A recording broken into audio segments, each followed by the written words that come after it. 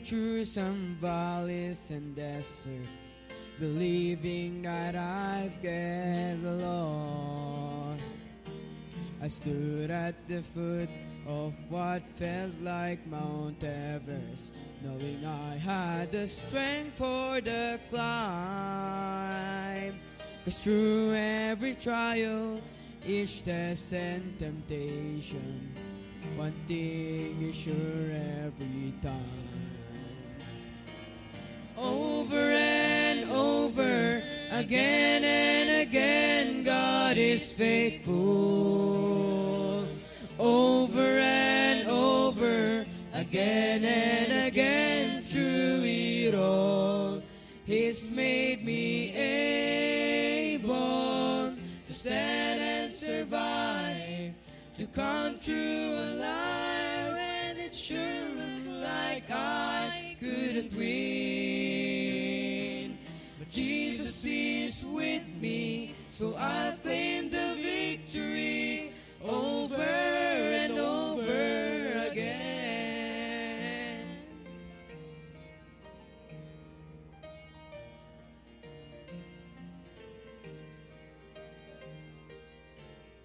Ask me why, I have no hesitation. God does what He says He will do.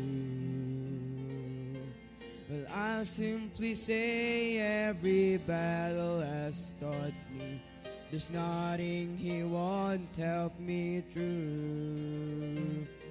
So why should I dwell on the hardships and struggles when I look just beyond them? I see the weight is will end this with great celebration. And deep in my heart I believe, over and over, again and again, God is faithful. Over and over, again and again, through it all, He's made me able to stand and survive, to come through alive, and it sure looked like I couldn't win. But Jesus is with me, so I'll claim the victory over and over again. Over and over, again and again, God is faithful. Over and over, again and again, through it all, He's made me able to stand and survive, to come through alive, when it sure looked like I couldn't win. Jesus is with me, so I'll claim the victory over and over again. Jesus is with me, so I'll claim the victory over and over, over and over, over and over again.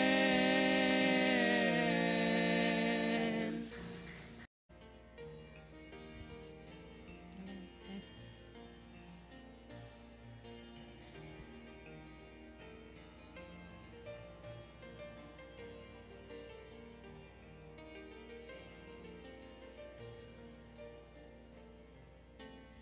It is hard to understand God's purpose in our lives. It is hard to obey the perfect will of God. But all we need to do is to trust Him with all our heart, because God is faithful every time. God is faithful every time. He will never leave you. God is faithful every time. He will now protect you. All things are gone.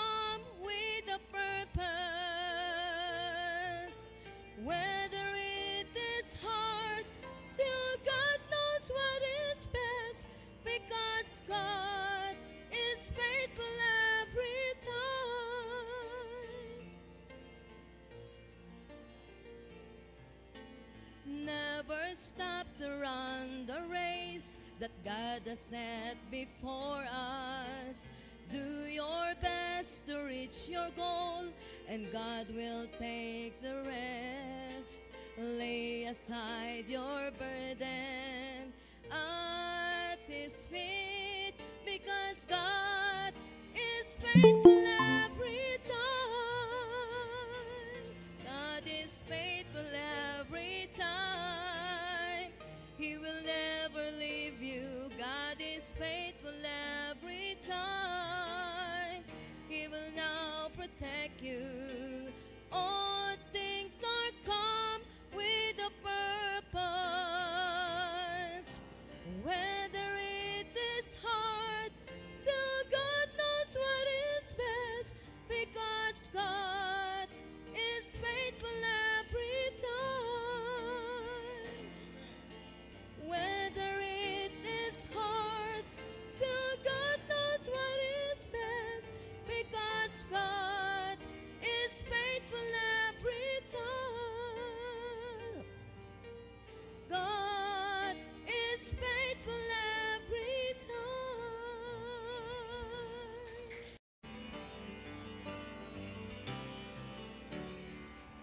Lately I've been through some testing and trials. Felt like a detour that went on for miles. But standing here now looking back, I can say, Lord, I'm thankful. Some storms I thought I would never survive, but here I am feeling so strong and alive. The darkness is past and the morning is bright, and I'm thankful. Lord, I'm thankful like David after Goliath, like Paul and Silas after the jail. I'm thankful like Daniel after the lions. Lord, I'm thankful.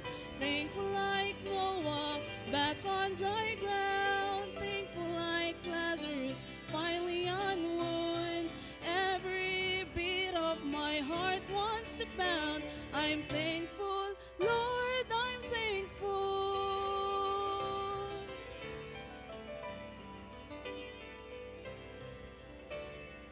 I battled giants of failure and fear, shadows of doubt where my hope was unclear. But all along, Lord, you were hovering near, and I'm thankful. All the seas of my past were a thundering roar that echoed the guilt that I could not ignore. But it's nailed to a cross, and I hear it no more, and I'm thankful. Lord, I'm thankful like David after Goliath, like Paul and Silas after the jail. I'm thankful like Daniel after the lions. Lord, I'm thankful. Thankful like Noah back on dry ground. Thankful like Lazarus finally on wood. Every beat of my heart wants to pound. I'm thankful, Lord, I'm thankful. Thankful like Noah back on dry ground. Thankful like Lazarus finally on wood. Every beat of my heart wants to pound. I'm thankful, Lord, I'm thankful. I'm thankful, Lord, I'm thankful.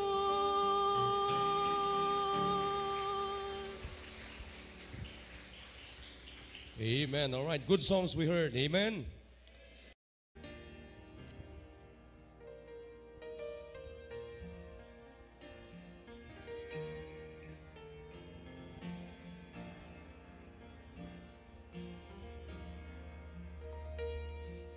When the hurt goes deeper than the deepest place your heart has ever known.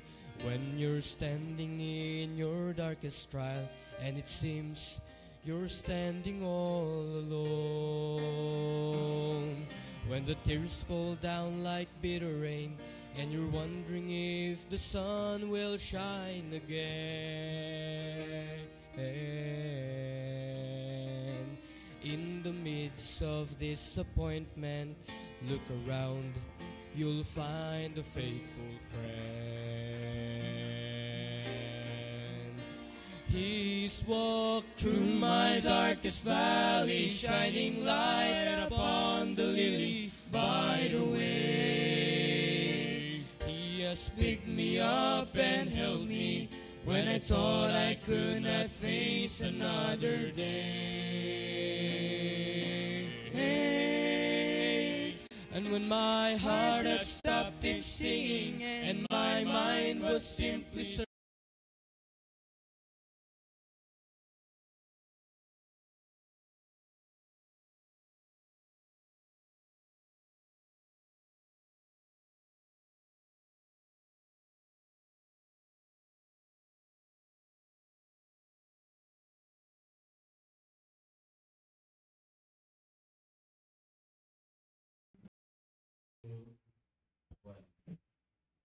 Amen. Naimbag nga morning, kakabsat. It's another Wednesday morning at pangalawang araw na rin po ng mga delegates dito sa church na nagbabalikatan. At ngayong umaga, of course, ay napakagandang simulan natin ang araw na ito na punong-puno tayo ng salita ng Diyos dahil sa totoo lang, hindi natin alam kung ano yung mga kakaharapin natin mamaya, di ba? At mas maganda na may that we are equipped with the Word of God para naka-full battle gear tayo. Yan. At maganda yung pag-uusapan natin ngayon. Kaya meron kaming special guest ngayon eh. Mamaya ipapakita namin siya sa inyo. Ayan. At dito po sa studio ay kasama ko si Sir Mark. Yan. At si Rhea Faye. Yan. At si Sheila ay hahabol daw. Okay. So, good morning po, Sir Ariel, dyan sa Google Meet. Hello, good morning sa inyo dyan. Magandang umaga dyan sa inyo sa studio. And of course, sa mga kasama natin sa FB Live. No? And kay Brad Mark and kung sino man yung mga kasama pa natin dyan sa studio. And tama yun, no? Again, napaka-blessed tayo ulit ngayong umaga na nagising tayo, no? And that we had a good night rest. And walang ibang maririnig natin sa pagbungat pa lang ng araw, no, is walang iba kung hindi yung salita ng Diyos. So, kahapon is nung tune ako sa ating anong tawag dito? Morning devotion is sabi ni Brad Meshach is walang specific na binigay sa atin na topic. Pero since it's balikatan for the rest of the week, no? Past 3 weeks is dire-diretso ito. And ang theme natin is about discipline. Is parang yun ang for this week is yun muna ang pag-uusapan natin. Tama ba ako, Ma'am Cherry? Yes, sir. Kasi nag-refer lang din ako doon sa devotion nila kahapon. Okay. So, sige. So, napakaganda, no? Na topic yan. And for this year's balikatan is ang theme natin is all about discipline. And disciplining, of course, the next generation. And if we are supposed to discipline, no, the next generation is magsisimula yan sa atin ng mga adults sa totoo lang. Amen. Okay. And so, yun actually ang isang kuwan ko ngayon on the importance no of discipline sa bawat isa sa atin, no. And since ang topic natin is all about commitment, edi ilalagay natin yun, no. Committing ourselves to discipline and committing ourselves to self-discipline. And so sabi ko nga is that kung meron man kailangan ng bawat isa sa atin, no, bawat Pilipino, sabihin na lang natin, or any person around the world, ang napagandang meron tayo is ang ating disiplina. And discipline goes everywhere, no, na ang kagandahan nito pag meron tayong disiplina sa ating sarili is that hindi tayo mawawala kahit saan tayo pupunta, is that hindi tayo mapapahamak. All right, so before tayo ay magpatuloy, tayo muna ay sandaling manalangin, magpasalamat sa Diyos. Let's pray. Dakilang Diyos, maraming salamat sa umagang ito. Thank you, Almighty Father, again for this opportunity na kami po ay inyong ginising. At maraming salamat sa pagkakataon ulit na ito that we will hear your words again. Give us wisdom, O Lord, and a humble heart na makinig ng inyong salita, and we could be able to learn something, O Lord, again from this devotion. We give you all the glory and praise. Forgive us, O Lord, for our sins. In Jesus' name we pray. Amen. All right. So again, no, is that for this week is inumpisan kahapon na narinig ko yung devotion ni na Brad Meshach together with the high schoolers, and ayun, ang pinag-usapan nila is all about discipline. Commitment to disciplining the next generation. But as I've said kanina, is that in order for us to be able to discipline the next generation, it starts with the current generation, current adults, okay, that should be disciplined themselves. So dito tayo sa very familiar verse on 1 Corinthians chapter 9. 1 Corinthians chapter 9 verse 27. Idagdag na lang natin yung 26. This is connected naman. In 1 Corinthians chapter 9 verse 26, sabi niya, I therefore so run, not as uncertainly. Okay? So fight I, not as one that beateth the air. And then 27, sabi niya, but I keep under my body and bring it into subjection. Okay? So yun, doon tayo mag-iikot ang ating pag-usapan, no? Bring it into subjection, lest that by any means, when I have preached to others, I myself should be a castaway. Okay, so this verse emphasizes, binibigyan niya ng importansya ang self-discipline. Okay, and maintaining a life that reflects one's message, okay? Especially for those who preach to others. Okay, Paul is asserting that he practices self-control to ensure that his personal life will not undermine his message. So it is synchronization, no? Parang yung dapat magkatugma ang ating sinasabi doon sa ating ginagawa. And that is discipline. If we speak of subjection kasi, ang ibig sabihin nito, to subject is, or put in subjection, is that to subject oneself. Okay, to subject oneself or obey. To submit to one's control. Okay? To yield to one's admonition or advice. Susunod ka doon sa advice, instruction. Okay, and so subjection means to obey. Subjection means the act or process of bringing someone or something under one's control. Okay? Yan ang ibig sabihin ng subjection. Kaya nga, if we speak of subjection, it is to limit, okay, to put under one's control. Kaya nga nung unang panahon is that ang tawag nila doon sa citizens nila, kung sa isang kingdom, no, is that ang tawag nila sa mga citizens is that subjects.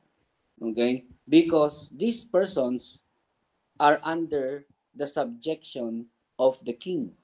Okay? That is why they call them these are my subject. Okay? Kung sa eskwelahan naman, kaya ang tawag natin noon actually, pero ngayon ginagamit pa rin. Kanya lang the correct term ngayon na ginagamit is yung course. Noon, ang course is yung degree program mo. Diba? Kaya pag criminology ka, yun yung course mo noon. Ngayon, yung degree mo. So, yung course is yung subject natin noon. Diba? So, yung subject, kaya tinatawag nating subject because we are under the control of our teacher. Okay? Yes, that's right. Kaya sinasabing subject. Anong subject mo? English, mathematics. Okay? And so when we go to class, we are under the subjection of our teachers, of our faculty members. And normally, pag we are under the subject of the that particular teacher, anong ginagawa natin? We are under their control. Okay? So they teach us, they admonish us, they advise us. Okay? So the same manner noong unang panahon, okay, during kings and queens, mga ganon, is that the citizens are under the subjection of the king. Yes. Now dito, diba, is that as Christians, gayahin natin si Paul na ang sabi niya dito is that in order for us to attain, okay, and continue with our spiritual growth is that we run not as uncertainly. Okay? Yan. It must have to be focused. Diba? And so, sabi niya is that my body into and bring it into subjection. Okay? We are supposed to be under subjection or control of God through His words already. Okay? Not under the subjection of material things, vices, kasi totoo yun, no? Before tayo naligtas, is that we are under the subjection of sin. We are under the subjection, of vices, of worldly things, of worldly materials, okay, or material things. Yun ang nagiging Diyos natin, yun ang nagiging, focus ng ating buhay. Okay, but the moment that we were called already Christians, by accepting the Lord Jesus Christ as our Lord and personal Savior, na kung saan doon nagsimula lahat, That is why, sabi ko nga is that ako mismo is I consider myself na blessed when I accept the Lord Jesus Christ as my Lord and personal Savior kasi I've understood also the meaning of being a disciplined person. Amen. Hindi, kaya nga ang hirap ko minsan na i-convince yung talagang hindi na nila maiwan, okay, ang nakasanayan nila na mga ugali noon. And so, if we speak of discipline, we are subjecting ourselves to the will of God. Okay? We are subjecting ourselves, okay, to God's command, to God's presence sa atin. Okay? And so, sabi ko kanina is that if we speak of putting into subjection, it is discipline. It is self-control. Diba? And that is how we should live our lives like Paul, because it is only when we put ourselves doon as subject of God, okay, or into subjection, na doon sa verse 26 na sabi niya is that to run not as uncertainly. A disciplined life is a focused life. Okay? A disciplined life, okay, is a committed life. And committed to whom? Diba? Sabi niya is that, so fight I not as one that beateth the air. Okay? Hindi yung kung ano-ano na lang yung focus ng ating buhay. But we concentrate, okay? Ang kagandahan sa atin is that we have a Bible that directs our lives. Okay? And to obey, okay, and to put into subjection ang ating buhay doon sa sinasabi ng Biblia is considered as our discipline. Okay?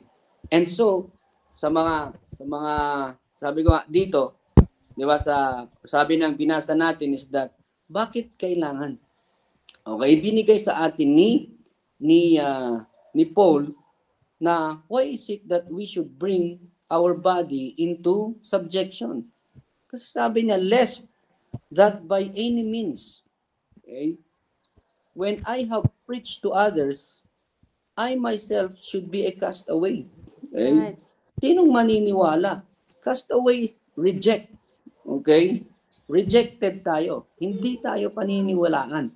Diba? If, sabi niya dito is that when I have preached to others, preaching does not only mean, okay, na tayo dito na nagsasalita.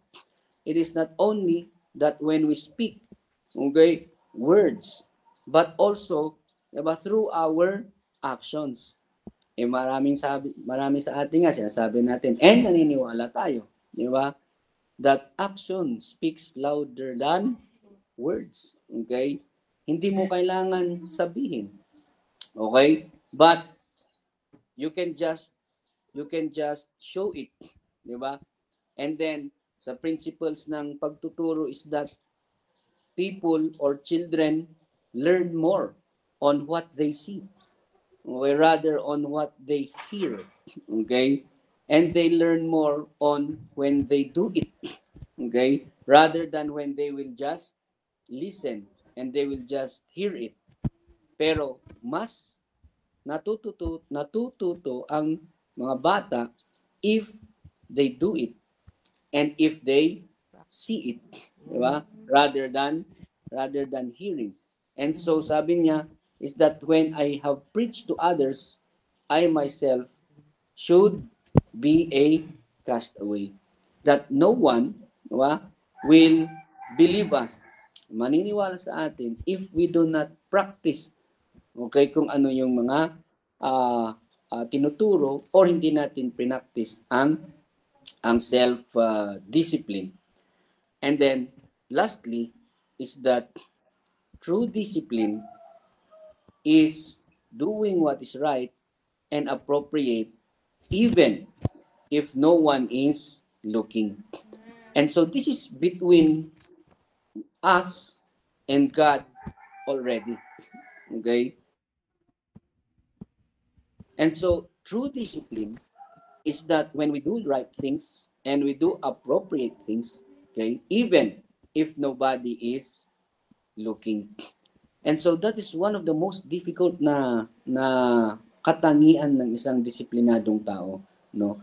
Sa totoo lang is that one of your indications perhaps, no, na sinasabi natin sa ating sarili that we are a disciplined person is that even if no one is looking, is that we still continue to do right. We still continue to abide with the Bible. Okay?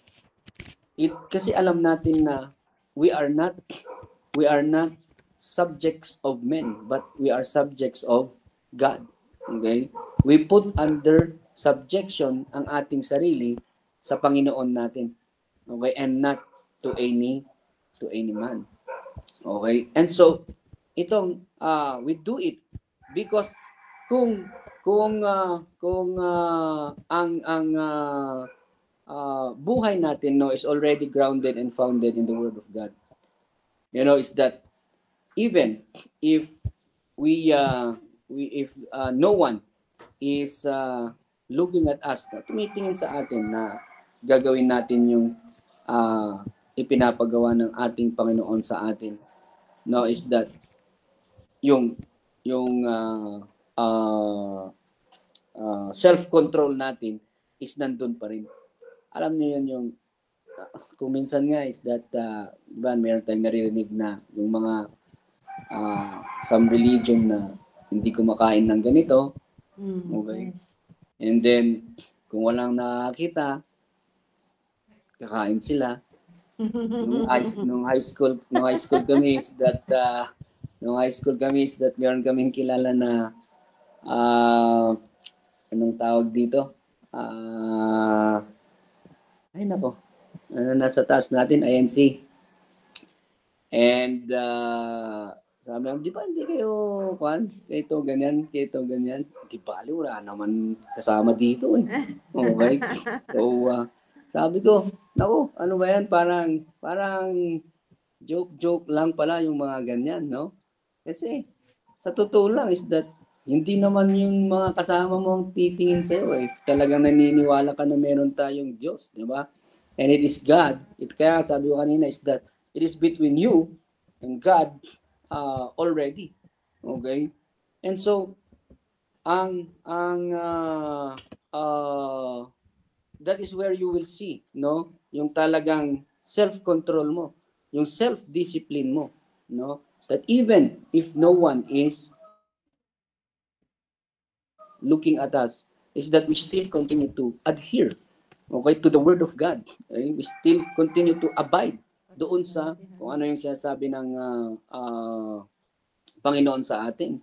Wala tayong kasamang taga-PMA Baptist Church, and then nandito tayong mga kasama natin yung mga kabarkada natin, no? And then wala naman taga-PMA nang tumitingin. Okay? Di ba? Oh. So, di lang yun. Kung marami sa atin na dapat,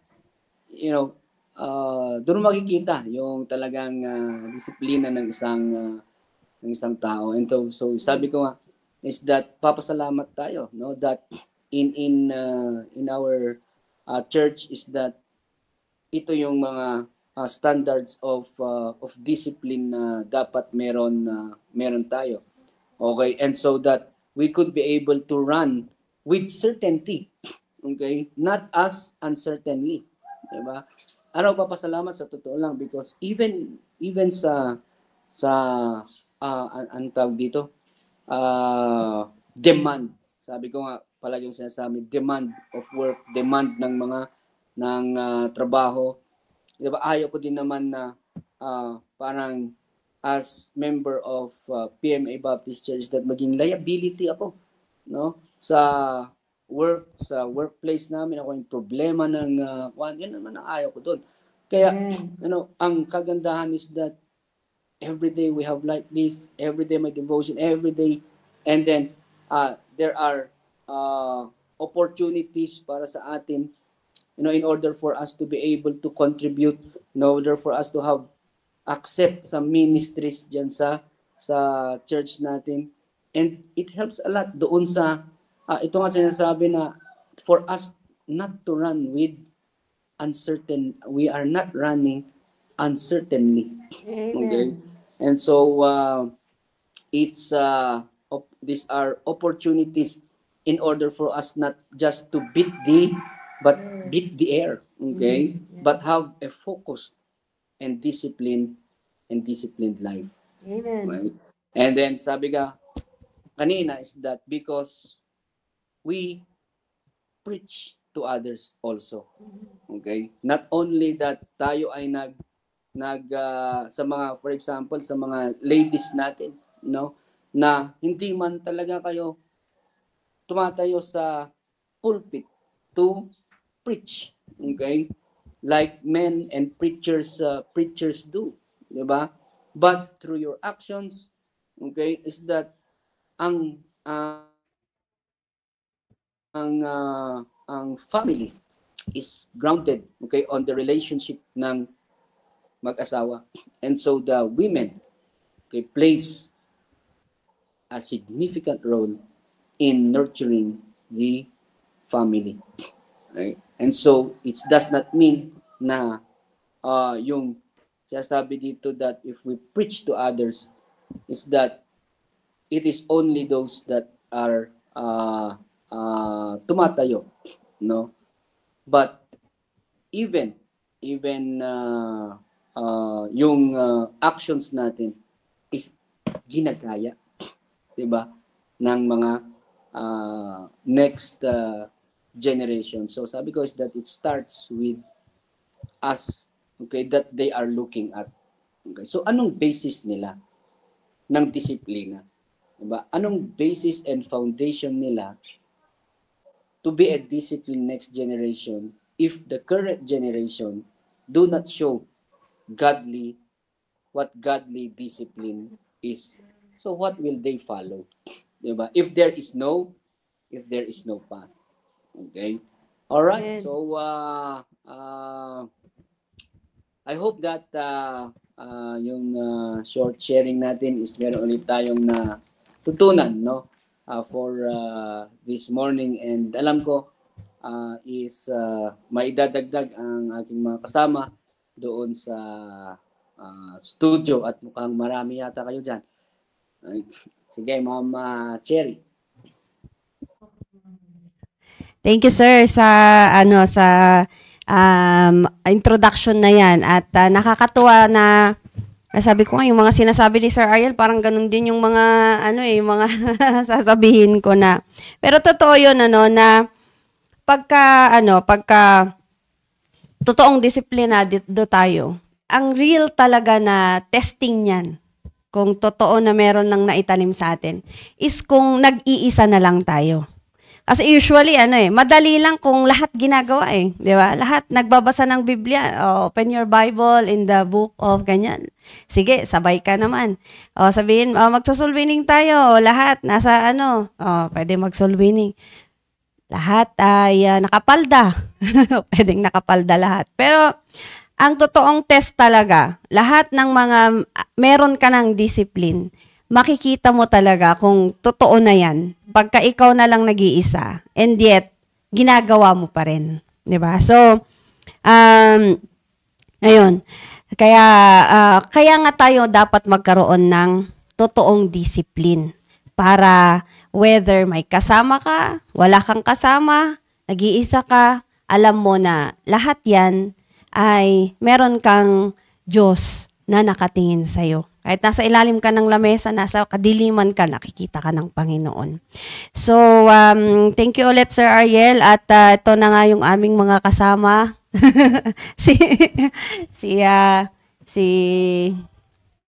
si Brother Roy, si Dexter, at si Hannah. Nag-volunteer siyang pumasok siya dito sa devotion room. Siya daw yung aming special guest. Yan, kaya sabi ko makinig siya at maya magko-comment siya.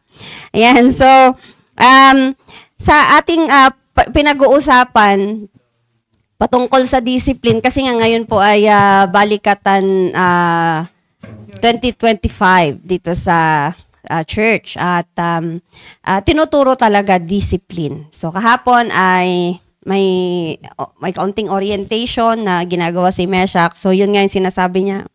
At yung preaching ni Domark kahapon na sabi niya, babaguhin yung mga nakasanayan ninyo. Yung mga dating ginagawa nyo sa tahanan ninyo na na akala nyo okay lang, ngayon dito ay ipapaalam namin sa inyo na merong mas maganda na gagawin nyo dapat bilang isang Kristiyano. 'Di ba? So, sa ating pag-uusap ay gusto kong basahin natin yung Philippians chapter 4, verse 8. Yan. Ito ay sulat pa rin ni Apostle Paul. Yan, kanina si Sir Ariel ay binasa niya yung 2 Corinthians na sulat pa rin ni Apostle Paul. Sabi niya dito sa verse 8, "Finally, brethren, whatsoever things are true, whatsoever things are honest, whatsoever things are just, whatsoever things are pure, whatsoever things are lovely, whatsoever things are of good report, if there be any virtue, and if there be any praise, think on these things." Yan.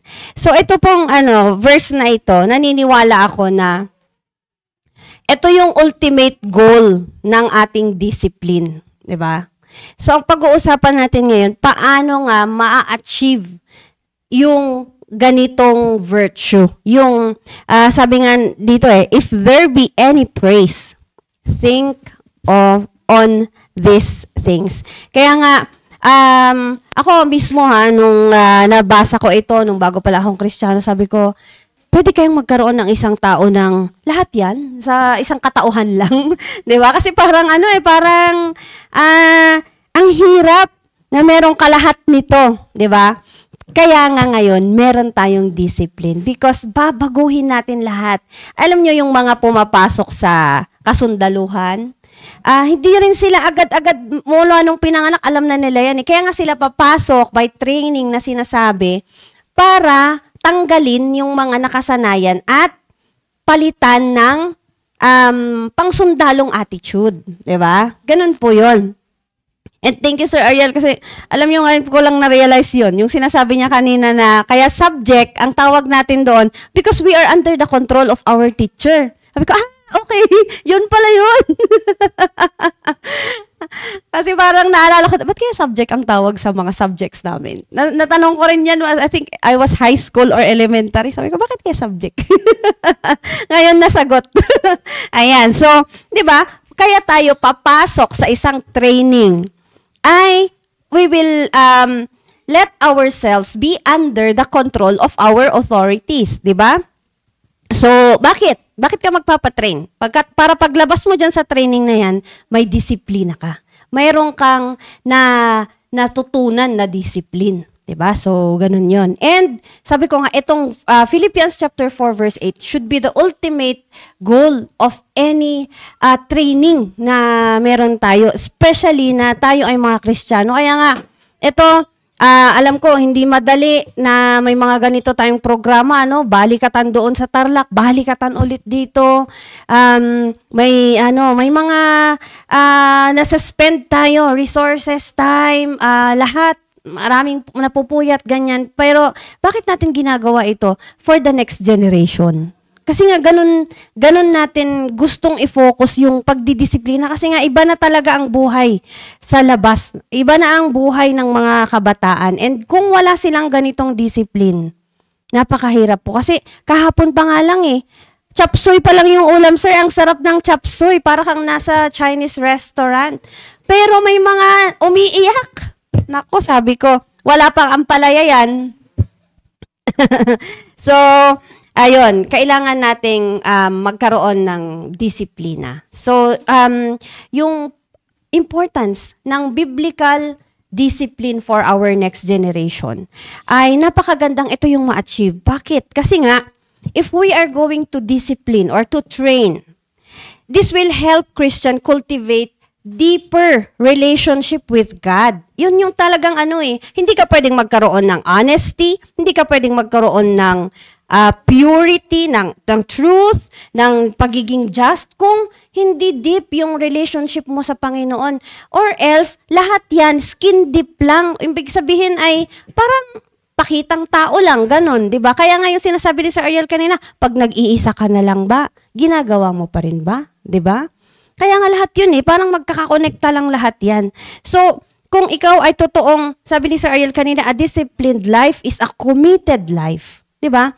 And magkakaroon ka lang ng committed life kung malalim yung pagkakilala mo sa Panginoon. Malalim yung relasyon mo sa Panginoon. And sabi nga dito, our goal is to become Christ-like. Lahat ito po ay characteristics ng Panginoong Jesus, 'di ba? So yun yung gusto nating ma-achieve. So papaano po 'yan? Well, first of all, yung sinabi din ni Sir Ariel kanina, tayo muna. Bago tayo mag-train ng kahit sino, bago ako magturo kay Baneneng ng gagawin niya or si Sheila, dapat inalam ko muna, 'di ba? Alam ko muna or natutunan ko muna 'yon. So wala akong pwedeng ituro sa kanila na hindi ko mismo alam at natutunan. So, anong unang-unang dapat natin gawin? Sabi sa 2 Corinthians chapter 5 verse 17, "Therefore if any man be in Christ, he is a new creature." 'Di ba? So, kailangan nandoon muna yung ating kaligtasan para tayo maging equipped na trainer ng next generation. Meron tayo dapat munang tinatawag nating kaligtasan. Yan yung first. Or else, kung hindi kaligtas, magre-rely ka lang sa mga books, magre-rely ka lang sa mga, kung ano-anong mga worldly. Kasi meron din silang sinasabi patungkol sa discipline, di ba? Pero wala ngang biblical discipline. Kasi ang pinag-uusapan natin dito is biblical training for the next generation, di ba? So, napakaganda na meron ka ng, anong tawag doon? Yung anong tawag natin dito sa natin? Yung parang bakasundalong training and then military training and then haluan mo pa ng biblical training. Napakataas na ng standard niyan. 'Di ba? So, yun. First of all, kung ikaw ay ligtas, then you are qualified already. 'Di ba? So, papaano? Ayan. Dahil ligtas na, anong susunod na gagawin? Yan, balikan natin yung dito sa Deuteronomy. Kasi nga, we are training the next generation. Papaano? Yan, medyo mahaba-haba po ito, pero magandang basahin natin ito. Sabi dito, Deuteronomy chapter 6, verses 7 hanggang 10, and then 13, 14. Basahin natin. "And thou shalt love the Lord thy God with all thine heart, and with all thy soul, and with all thy might. And these words which I command thee this day shall be in thine heart." Kailangan talagang isa puso, 'di ba? 'Yun ang laging admonition ng Panginoon. "And thou shalt teach them diligently unto thy children, and shalt talk of them when thou sittest in thy house, and when thou walkest by the way, and when thou liest down, and when thou risest up. And thou shalt bind them for a sign upon thine hand, and they shall be as frontlets between thine eyes. And thou shalt write them upon the posts of thy house and on thy gates. And it shall be, when the Lord thy God shall have brought thee into the land which he sware unto thy fathers, to Abraham, to Isaac, and to Jacob, to give thee great and goodly cities which thou buildest not." And then verse 13, 13. Sabi niya dito, ang mangyayari pag ginawa natin ito na yung magiging product niya. "Thou shalt fear the Lord thy God and serve him, and shalt swear by his name. You shall not go after other gods of the people which are round about you." So ito na. Bakit kailangan na sabi dito? Walang kawala 'di ba? Ilalagay mo sa poste. Ibabind mo siya. Para bang ang bata, habang tinitrain mo, ay lahat ng lilingunin niya, walang iba kundi Word of God. Di ba?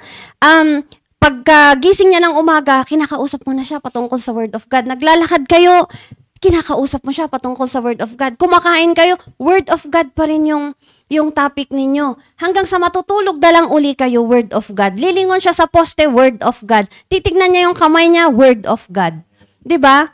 Ano ibig sabihin nun? Ano man yung igagalaw niya, guided ng Word of God. Yung paa niya, ano man ang pupuntahan niya, guided by the Word of God. So, anong mangyayari? Haharap siya ngayon sa isang battle. Ano yun? Other gods. Yan. Napakaraming gods. Pagka na-train na siya, paglabas niya, ayan, salubong na lahat ng klase ng Diyos. Diyos-Diyosan. Pero, sabi ng Biblia, dahil trained ka, dahil naisaksak na sa puso mo, sa isip mo, sa buong katawan mo. Sabi ni Sir Earl kanina, under my body. Di ba? Parang na-inject injection yung na-inject talaga yung Word of God. So, paglabas mo, ay, kahit sino pang manloko sa'yo. Di ba? hindi ka na maluloko. Bakit? You are well trained. Ganun po kahalaga yung training yung ng next generation. Kasi ngayon, pakitaan mo lang ng cellphone. Wala na, nalusaw na lahat yung mga na pag-aralang salita ng Diyos. Pakitaan mo lang ng SM, ayun, wala na, nalusaw na naman lahat. Swimming, sabihin mo, kahit soul winning yan. Basta may swimming, o sige, pagpapalit niya yan, di ba? Pero pag may training ka, pwede mong sabihin, no. Hindi yan yung training ko. Hindi yan yung nasa puso ko. Hindi yan yung pinag-aralan ko, di ba? Kasi nga naisaksak na sa'yo. So ultimately, pag meron ka na nito, meron kang fear of the Lord, sabi niya, thou shalt fear the Lord thy God, and serve Him, and shalt swear by His name. Talagang ikaw din, dahil puro word of God ang kinalakihan mo, wala ka na rin ibang sinasabi, kundi word of God. Hindi na gagamitin ni Satanas yung bibig mo para kumanta ng carnal songs. Hindi niya yan magagamit para magsabi ng mga mura, di ba? Or yung mga kung ano-anong mga nababanggit. Hindi na rin niya gagamitin yung katawan mo para gumawa ng kung ano-ano pang mga bagay dahil nasaksakan na yan ng salita ng Diyos. Diba? Kaya napakaganda talaga na yung discipline na sinasabi natin. Kasi hindi ito overnight eh. Proseso ito. It has to be joint effort ng magulang, ng pati anak, dapat nakikikooperate kasi kahit anong gustong idisiplina ng nanay yung anak, kung magre-resist siya sa discipline, mahirap, di ba? Pero ang kagandahan yung laging naririnig, ayan, mamaya-maya, maririnig mo na rin siya, nagsasalita na rin siya ng patungkol sa Word of God.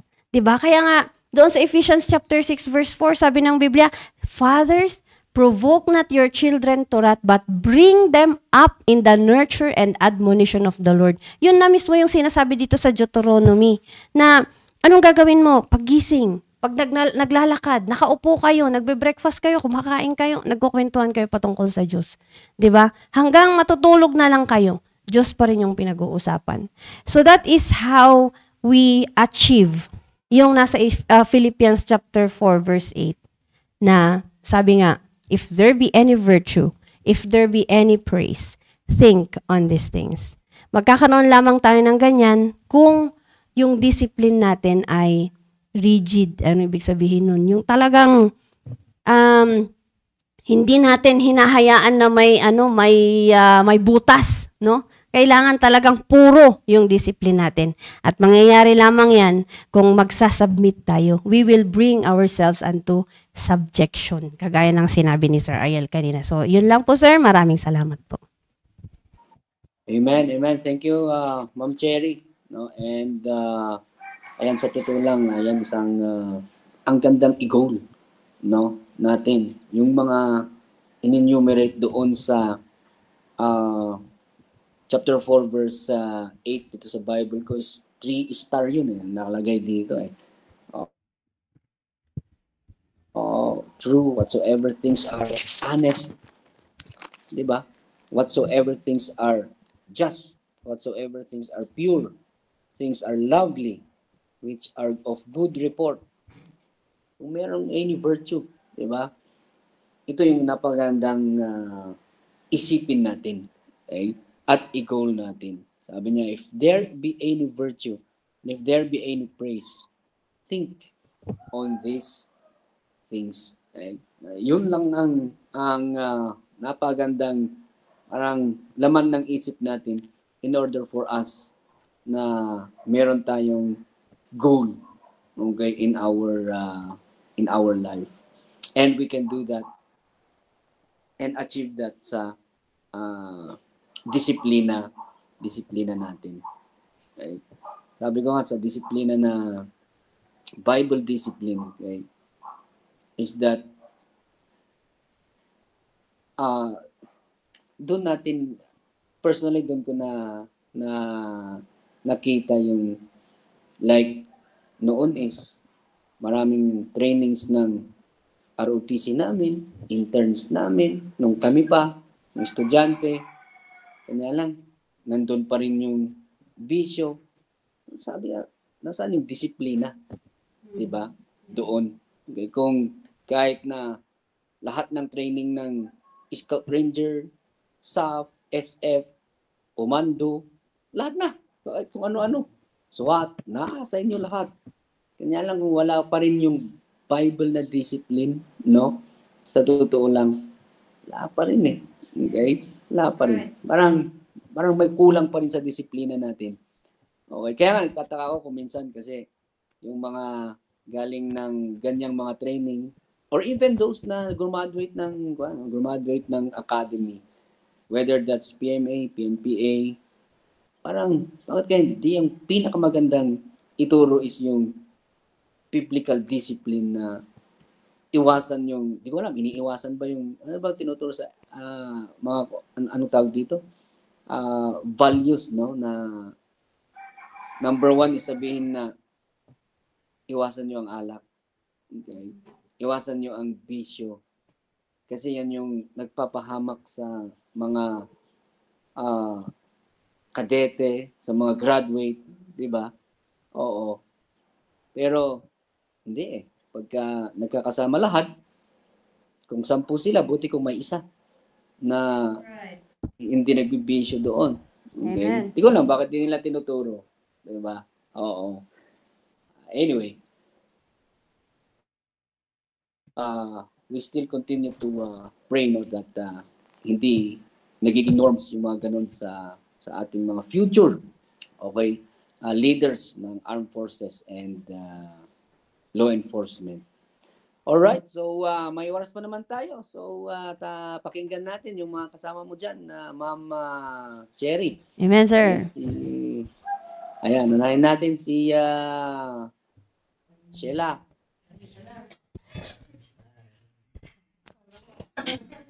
Good morning po sa ating lahat.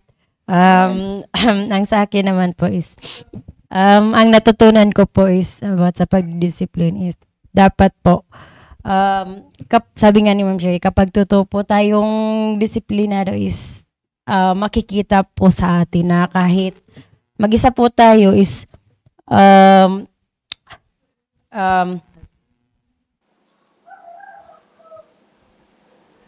may kasama po tayo parati at kapag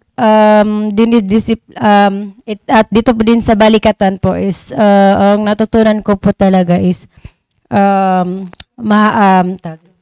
kailangan po talaga sa atin yung disiplina, lalo na po yung pagdidisiplina po sa sarili, kasi ngayon iba na po talaga ngayon, lalo na mga kabataan, katulad namin na parati naming hawak-hawak yung cellphone namin, kaya parang ayaw bitawan parating hawak-hawak, kaya yun talagang na kailangan po talaga na madisiplina po kami at magpapaturo po kami, kaya nga po pumasok po kami sa training para madisiplina po kami, lalo na po sa salita ng Diyos. At kasi yung salita po ng Diyos is, nandun na po lahat yung mga instruction.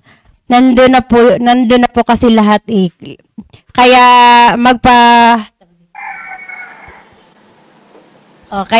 magpaturo po tayo, lalo na sa salita po ng Diyos. Kaya yun lamang po, to God be the glory. Amen. Amen. Okay. Yan, mga product ng balikatan. Greet ko lang si Chat Rudet. Ayan, good morning, Chat Rudet Agayap. Yan yung mga Ma'am Cherry, first batch na pumunta dyan. Noong 2021. If I'm not mistaken, first batch or second. Ayan, at least nakikita natin. Yung sir, grupo nila Marivic. I think so. Yan, si Marivic. Or second, I'm not sure. Pero sila nauna yan ng third term yata, ng January yun eh. Ng 2021 eh. Alright, so, sino next? Rhea. Ayan, good morning po sa ating lahat. I'm Balikatan Cadet. Ayan, Um,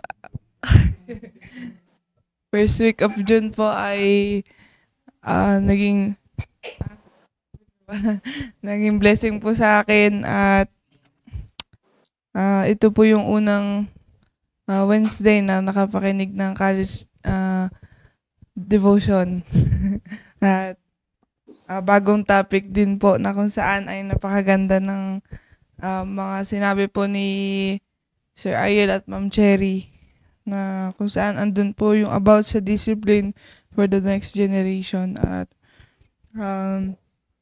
nga po sabi ni Sir Ariel kanina sa pagdidiscipline,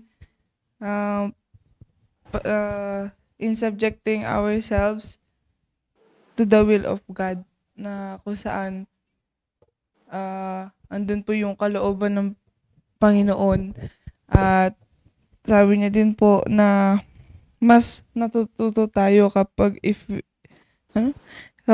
mas natututo tayo if we do and see it, na po na sabi ko kanina nagkamali ako na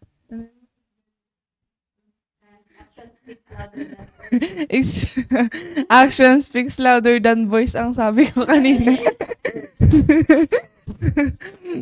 Pero yun nga po, na totoo po yun. At doon nga po na sabi din ni sa Ariel na though discipline doing what is right, and when we do appropriate thing, even no one is looking. So ako po na-try ko ako dati, pakitang tao ako dati. Para honestly po, na kapag andyan lang si Papa, kapag andyan lang sila, doon na ako kumikilos. Pero pag wala sila, doon, gumagala sa kapitbahay. Ayan. Pero sa amin po, talaga na magkakapatid, ayan, andyan si ate nanonood, Ate Lucy Grace, ayan, kuya ko, ayan, kaming magkakapatid. Pinalaki po talaga kami na nadisiplina ni Papa. Kaya yun po yung namimiss namin kay Papa, yung pagdidisiplina niya na kung saan nasa tamang proseso po yung pagdidisiplina niya sa amin na nakikita ko po. Kaya nung lumaki na kami, malaki naman talaga. Nung lumaki na po kami, ay parang hindi na po kami nahirapan na i-discipline yung sarili namin. Kasi sa ganong paraan nga po na talagang tulad nun, kapag nag-aaway kami ni Kuya, yun, palo, sige. Kaya nagpapasalamat din po kami kasi diniscipline din po kami ni Mama sa in a spiritual way, na kung saan andun po yung, sabi niya, nagde-devotion ka ba? Ayan, nagpe-pray ka ba sa Panginoon? Sabi niya, kapag andun na yung times na talagang, nung times na nagkaroon ako ng backslider in heart, yun, na grabing tukso ng mundo. Yung po, tapos yun, sabi niya, andun ba yung mo, save ka ba talaga? Ganun. Talagang gustong i-share talaga ni Mama kasi nakikita niya yung sa anak niya. Yun po. At sa ganun parang po is nagpapasalamat po ako. At sabi nga ni Ma'am Cherry, yung kapag talagang na-disiplina ka, pagising mo, inahanap mo word of God. Pagising mo, andun yung magpipray ka sa Panginoon. At kaya, dito ko po rin yung natutunan na pagising mo, kausapin mo agad ang Panginoon. Huwag yung kachat mo. Joke lang. Sige po. Yun lang po. To God be the glory. Amen, amen. Oo. Blessing yan, no? Na meron tayong mga magulang na nandyan na nag-guide sa atin, especially na nagsasabi sa, basa ka ng Bible, devotion, makinig. Diba? Bihira, yung ganun. Sa totoo lang. And that's a blessing. Alright, sige. Ang dalawa natin kasama dyan. Si Brother Roy. Ilan ang magkano yung kwan siningil mo sa mga nagpagupit kagabi? 50 po. 50. Sabi ko 20 lang eh. Namuhunan pa eh. Sige. Sige, Brad. 15 kutos po.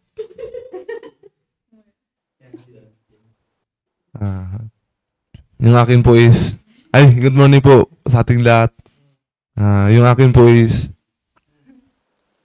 yung wala ako nun na disiplina sa sarili ko. Self-discipline, wala pa akong self-discipline.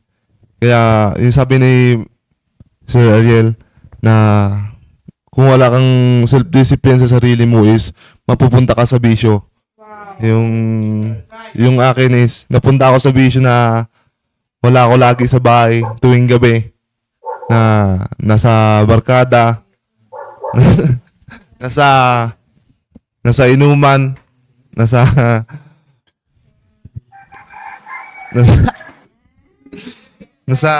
mga galaan, gano'n lang po yung buhay ko noon nung wala talaga akong disiplina sa sarili ko na sobrang taas ng pride ko, parang gano'n, na hindi ako nakikinig kay mama sa mga turo niya. Pero yung na-realize ko lahat is yung pagtuturo ni mama is nagpapasalamat ako dahil hindi niya ako tinigilan na turuan at disiplinahin sa bahay. Yun lang po. Amen, amen. Thank you, Brad Roy. And nga, there is, sabi nga ni Ma'am Cherry kanina, no, is that process ito. And the Bible says that there is a season to everything. Okay? Sa inyo, pakita niyo sa inyo sa iyo, wala ka naman siguro pang 30 years old eh. Okay, ako is it took hanggang 38 years old na may realize ko lang na yung totoong disiplina, it's Bible discipline. Okay? Oo, sa inyo, at your young age, you have all the opportunity. Basta tuloy-tuloy. Okay? Hindi natin sayangin.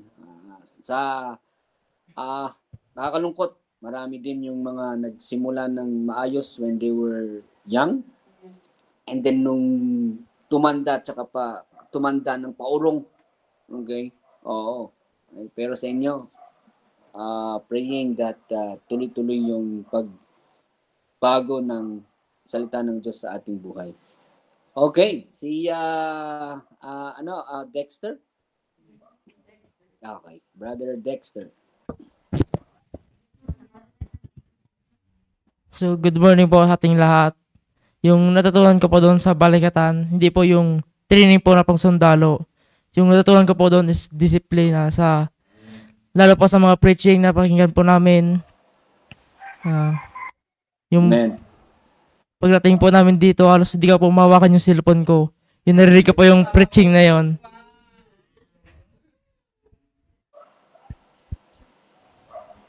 Dati po talaga parang sagot po ako yung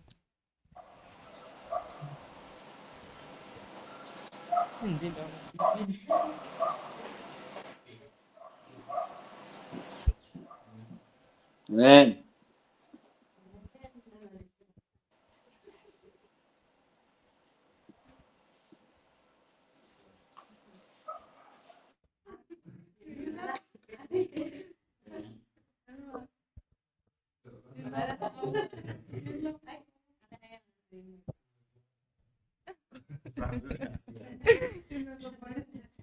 Wala na daw pala, sir. Amen, amen. Anyway, alam niyo yung 2 minutes, Brad Mark, 2 minutes lang. May dadagdag lang ako ng konti. So yung narinig ko sa mga kay Dexter kanina, may pumasok sa isip ko eh. Sa totoo lang is that, baka push up, baka madali sa atin. Jogging, ay kahit 10 rounds yan.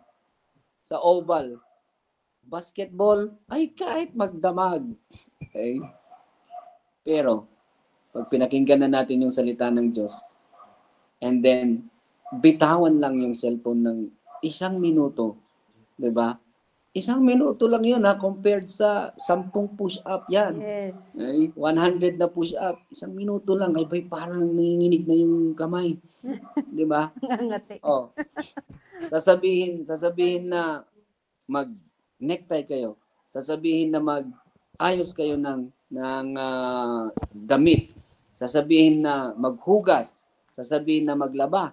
Diba? Sasabihin na, maglaba. Siguro. Ako, pag naglalaba ako, siguro, maximum, mga 1 hour siguro. Ilan na yung nalabahan ko dun eh. Oo. Pag inangkin ko na kay Apple yung mga ibang, kagaya ng pagplaplansya, sabi ko, ako nang paplansya. Ewan ko bakit gusto ko nang magplaplansya ngayon. Okay? And so sabi niya, sigurado kaya ka, ako na, kaya, kung minsan every morning, kung nagde-devotion, ayun yung ginagawa ko habang nakikinig, plaplansya ng 2, 3, 4, hanggang sa, tamang-tama, tapos din yung devotion natin. Amen. Yung ganon na pagplansyahin mo, ay naku, baka isang damit lang pagod na. Okay lang yung pagod, sir, yung sunog. Paghugas ng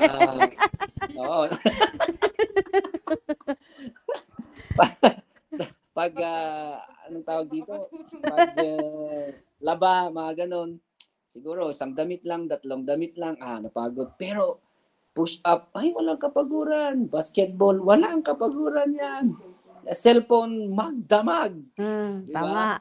Oo. Kaya, ang napakaganda, no, that ganun yung natutunan ng mga kasama natin sa balikatan, no, na hindi yung military training, nandyan yan. Okay, yes. Nandyan yan. Physically, para maayos tayo physically. Pero, ang most na inaayos talaga is yung puso. Tsaka yung isip natin. Diba? Yan yung pinakamagandang natutunan. Sana lahat ng mga tawag dito, umattend or nag-participate. Okay? Alright, sige. So, kita-kita tayo mamaya. Amen. Regular service mamaya, di ba? Yes, sir. Okay. Sige. Alright, so maraming salamat sa lahat ng mga nandito sa Facebook Live.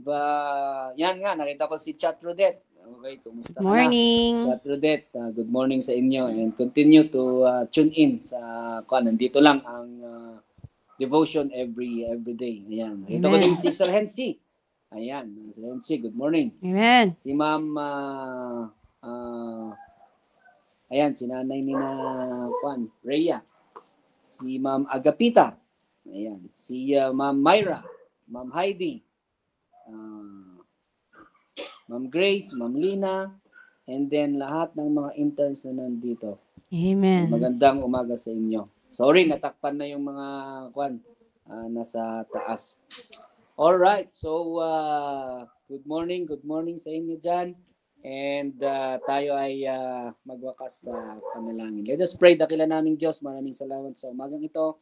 Thank you ulit sa aming napakinggan na inyong mga salita about disiplina. Tunay po na ito yung kailangan namin, godly discipline, Almighty Father. And we thank you so much na meron po kaming basehan ng aming disiplina. Walang iba kundi yung salita. We pray for, continue to pray sa mga participants ng balikatan, junior balikatan, and we pray na yung mga resources namin, O Lord, also kayo pong mag-provide, and sa mga nagtuturo, O Lord, give them wisdom, physical strength, and na may matutunan ulit itong mga bata mga ito, Lord, as the next generation. And we pray also sa aming service mamaya, give wisdom sa aming tagapagsalita, dakilang Diyos. And we are grateful again for this morning. Keep us safe, O Lord, for the rest of the day. And forgive us our sins. In Jesus' name we pray. Amen. Amen. Thank you, Ma'am Cherry, Sheila, Rhea, Brad Mark, Roy, and Dexter, and Hannah. Ayan. Bye-bye.